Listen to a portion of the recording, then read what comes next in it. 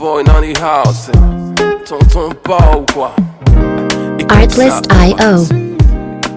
Maybe you don't need to look. You and I, the mixing on I truly adore you as my friend, and I thank you for being here tonight.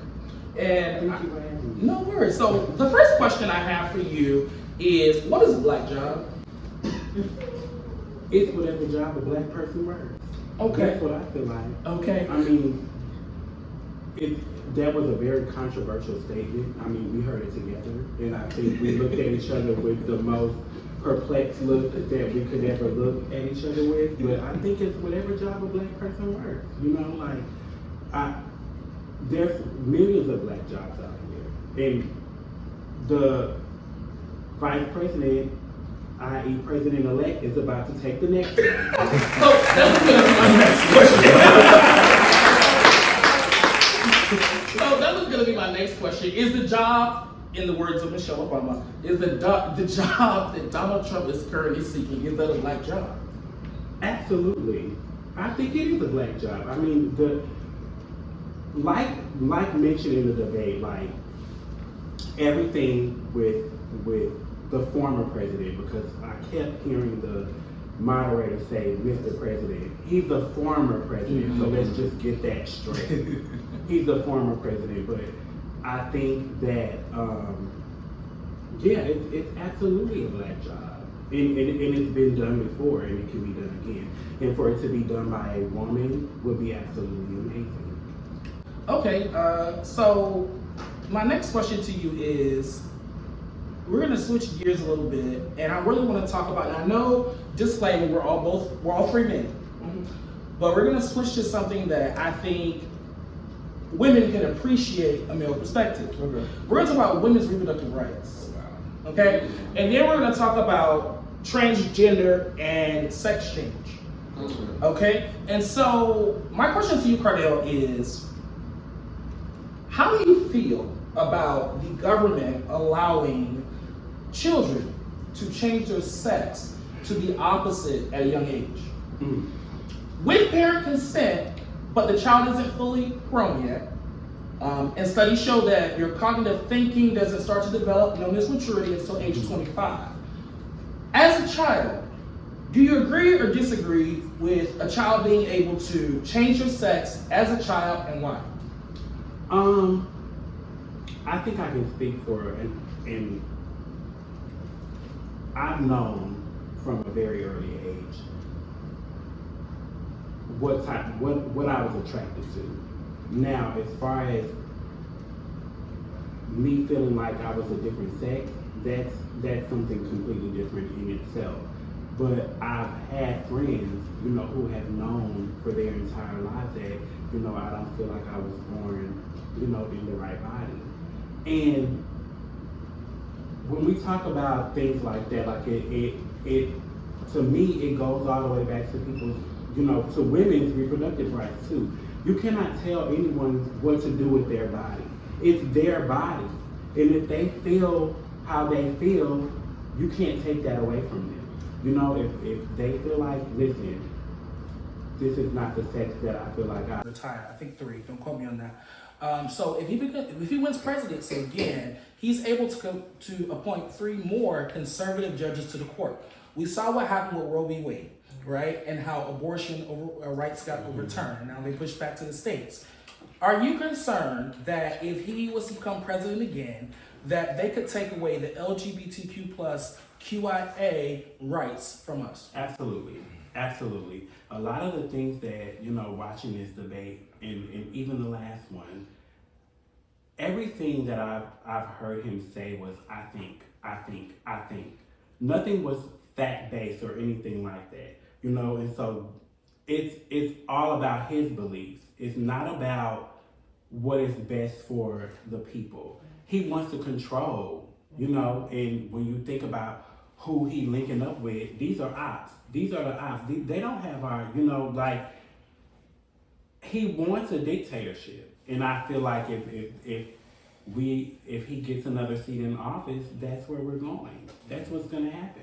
Martin, I know you have something to add. You're itching over here. So just give me 1 second. So do you I guess that's why him and Kim Jong-un and Vladimir are friends. Yeah. Are friends. That makes sense. Martin, do you have anything to add as far as two things here? We got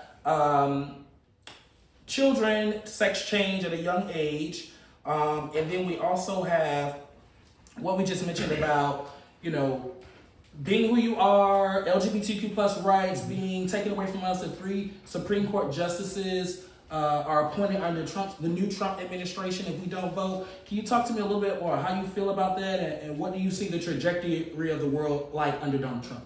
So one thing I want people to understand is that the way the court is ruling now is based upon the law of the Constitution, and the wording of the Constitution is particularly Article 3 that said that all power is not expressly reserved for the federal government belong to the states.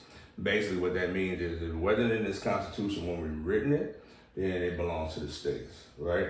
So the right for LGBTQIA plus people to marry one another, the right for you to bury your spouse or to get medical information about your spouse, it wasn't expressly written in the Constitution. And that's how they overturned Roe versus Wade.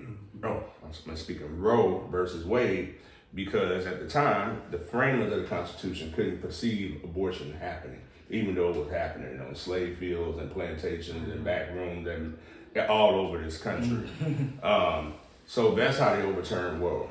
Second thing is the right to marry a same-sex partner is not in the Constitution. And Clarence Thomas himself has said several times, that's something we'll look at. So we have to vote in people that are going to protect the Constitution.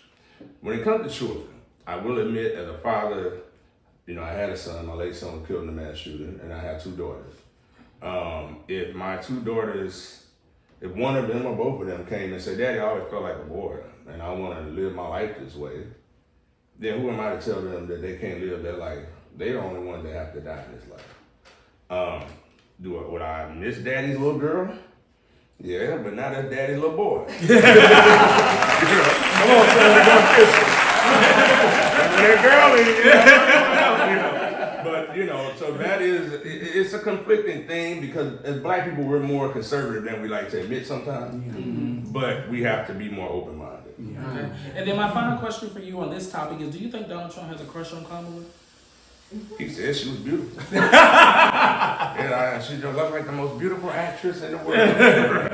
So I mean, it's something. I think Donald Trump has a crush on Black folks. Okay.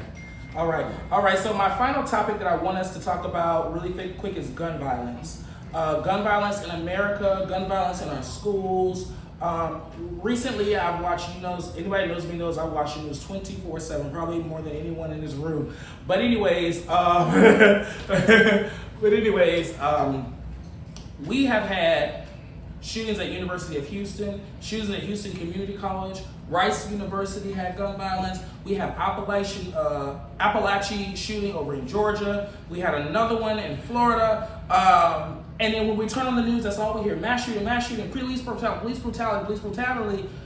I know the Second Amendment allows us to bear arms. Yeah. At what point are we going to keep our children safe in the schools? First of all, when the Second Amendment was, when it came into conception, it was not for you, me, you, none of us in this room to bear arms. The Second Amendment exclusively applied to the states to bear arms to form a militia. Mm-hmm. It only started to apply to people, individuals, during the 90s at the height of the gang violence epidemic. So it did not apply to us until roughly 1993 during the Clinton administration, or the Bush administration, forgive me.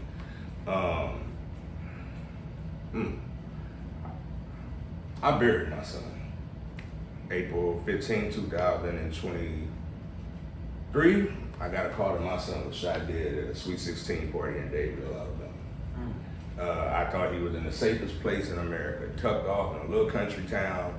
Don't nothing happen in Dadeville. It's like Mayberry, everybody know each other. Gun violence killed my son. A Glock switch killed my son. But next day, I was on every news station, every morning show, from Ricky Smiley to Newsmax, if you think about it. Since my son has been murdered, there have been 67 mass shootings in this country. How do we protect our children? We have to go after the manufacturers of these guns and tell them to, one, make Glock switches, manufacture the gun in a way that a Glock switch can no longer work and function. Two, we have to make sure that in these schools, we have protocols for security. So you just can't walk up in the school. If people say you want an armed security guard, what if the security guard have a bad day? And he got a gun, and he decided to shoot the school up. What if the teacher we need an armed teacher? What if the teacher is a underlying alcoholic and her and her husband going through a divorce and she's shooting school up? The only way you can prevent gun violence in schools, particularly, is better security, checking for guns from the teachers to the students. In the community, the only way we can choose and reduce gun violence in the community is by creating opportunities and fixing the education system so that these kids can go to school, get a quality education, believe they can go to college, have the resources to go to college so they don't feel like the streets is their only way out. 6 young people shot 32 people in Dadeville, Alabama the night my son was killed.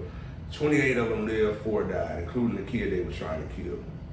So when it comes to gun violence, it has to take a comprehensive, multi-layered approach. I'm gonna say this, I'm gonna give it back. When I did my interview with CNN, I told them that the issue of gun violence is like lasagna. It's multiple layers that must be addressed to make the whole complete lasagna. And we can't just look at the Republican Party, because they're in the pocket of the NRA. Republicans don't care about gun violence in black places. Because they're their highest donors, they're their biggest donors. They don't even care about gun violence, and most of the mass shootings was at Columbine in these white communities, and they still haven't done anything. It's up to us, we the people, to vote to change legislation and vote in people who have lost. And we need to show these kids what guns do to people. When my son got killed, I walked in the back and I saw a bullet hole in his cheek and came out his forehead. And I never forget that because I was the first person to hold him when he was born. We need to show kids this. This is what guns do to you. And then maybe we can stop it. Thank you, Martin. Thank you all for that. Sorry for your loss, but I'm glad that you're here today to tell the story, to help make change that we need in America.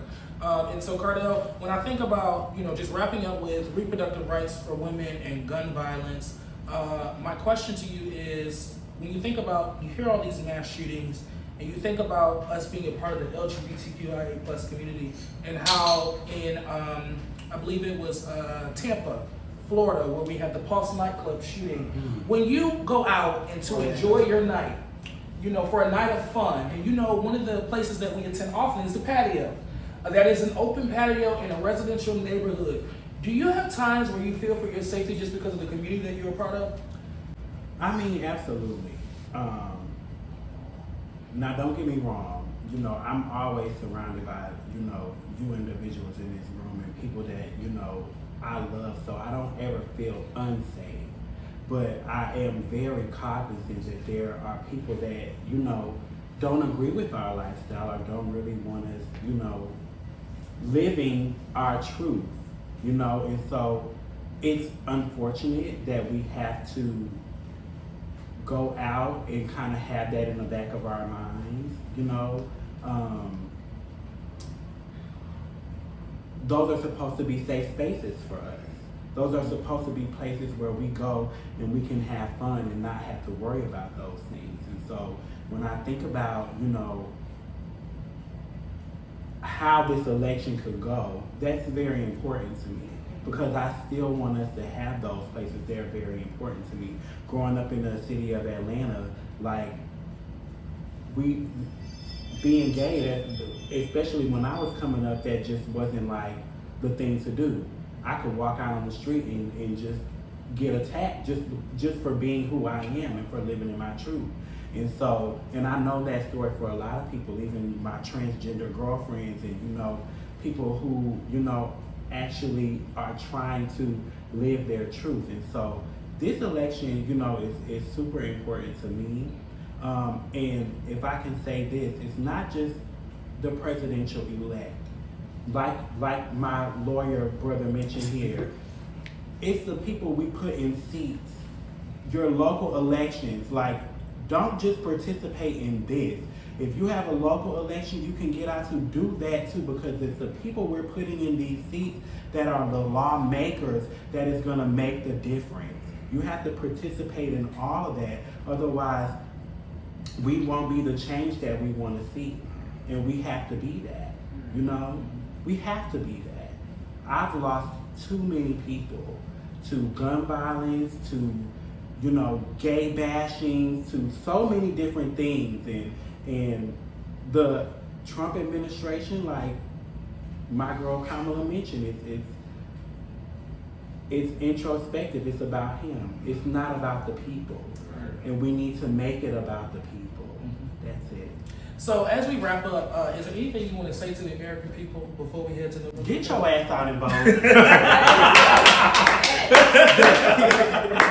don't care what the fuck you Your vote matters. Whether or not, you know, I fell out with people behind this, but everybody's saying like, oh, my vote don't matter. I'm not going to vote this election. Your vote matters. It doesn't matter where you are. Please vote.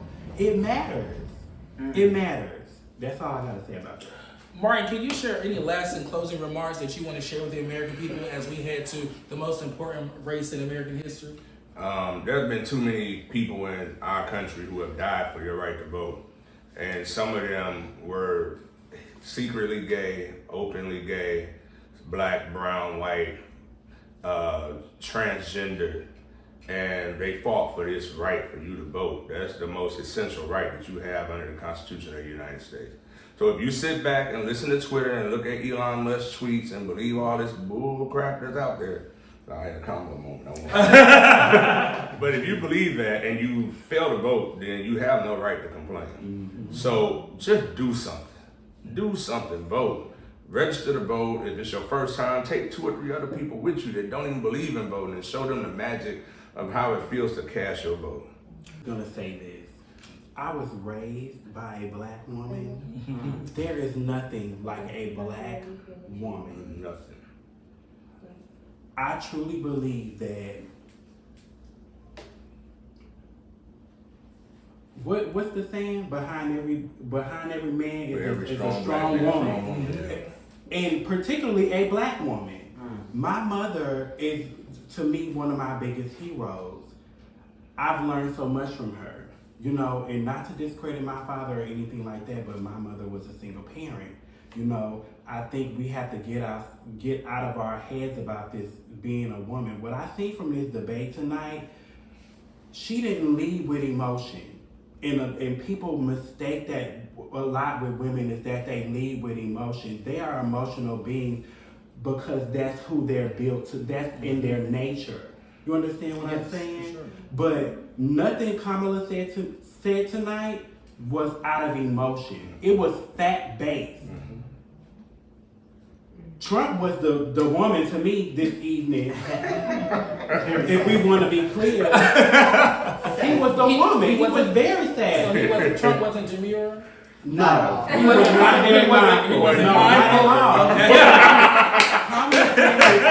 She came with what was the real deal. And when I think about, like, people always want to go like women are soft and all, she didn't represent any of that to me tonight. And that's the kind of leader that I want, you know, and whether she's a woman, whether she's a man, whether she's black, whatever, she represented what we need right now in this time.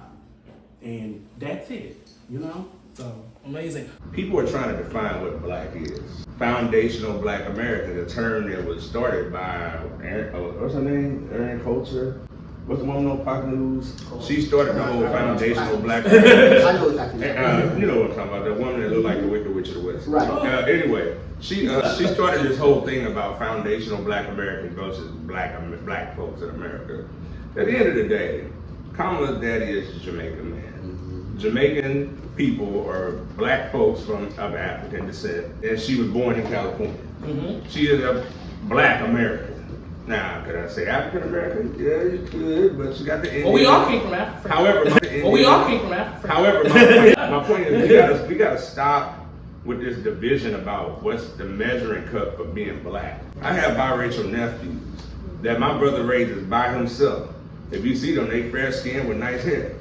They black, okay? Because Uncle Martin be there with them every day. Uncle Martin teach them what they need to know, and I whoop their ass sometimes. So, yeah. So. Well, Martin, you're going to stay here just for a second. We're going to bring up our next person that I'm going to interview, Courtney. Courtney has something he wants to add. And he stumbles on his words when it comes to people who are not from this country, immigrants, not realizing that this country is built off of the backs of immigrants, not realizing it takes a certain He's married to one. Is he? He's been married I mean, legally he's married. I mean, legally. But I don't know if she'll be a wife or so. I mean, so what do you think about do you think the Stormy Daniels scandal? He says he don't know who this woman is, never did anything. She said I kissed her. Do you think he should do something with her? I don't want to say yes or no, but he's a man who likes it. He doesn't have class. He's very disgusting. He says a lot of there's not a better way for me to say it. I know you don't want me to lie, I'm not sure. But he says a lot of untoward things about women. It doesn't matter if you're Hispanic, Latin, Russian. He doesn't care. He does not see women as important people. What I will say is he's always discussing immigrants as if they're less than or as if he's above them and they're beneath him. But he really has a superiority complex because he's not realizing we're the reason. And I say we because I'm not from here. Your family is not from here. We might live here, but we have built this country. We're not from this country. So when I say he has a problem with a superiority complex, I mean just that. So he doesn't understand why everybody deserves a chance. Can everybody come to this country? Of course not. Does it make sense? Of course not. Everybody cannot come to America. We don't have the resources for everybody to come here. But a lot of them that come here do the jobs that he nor I am willing to do. And he needs to respect that. Thank you, Courtney. Y'all give it up for Courtney. Thank you, Martin. Hold on to that for me. Does anyone that I know we have we have some people in the background that have come to watch. I'm so grateful. Does anyone have any questions, anything they want to say to the American people today? We have one. Okay, could you? We'll keep it on audio. Oh, can you get back here? Yes. Okay, so my question is back to like the debate.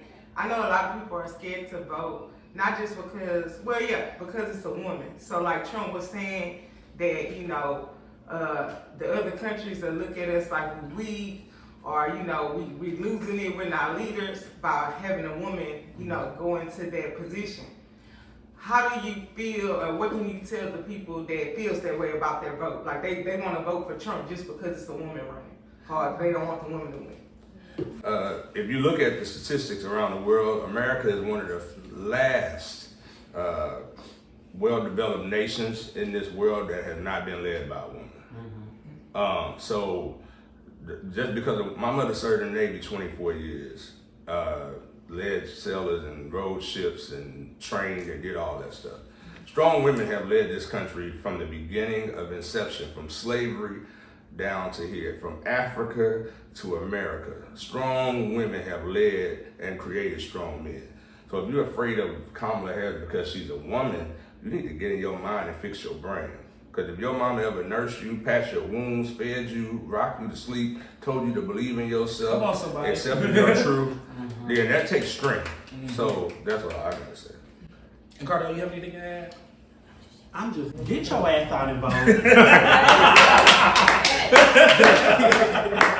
don't care what the fuck you want. Ladies and gentlemen, thank you so much for tuning into the Deontae Matthews Show. You have now tuned into the bullshit. We'll continue to bring you the latest every week. I want to thank you so much for all the panelists here, powerhouse panelists with a lot of insights to help you make an informed decision for this November 5th. Thank you so much for tuning into the Deontae Matthews Show, and until next time.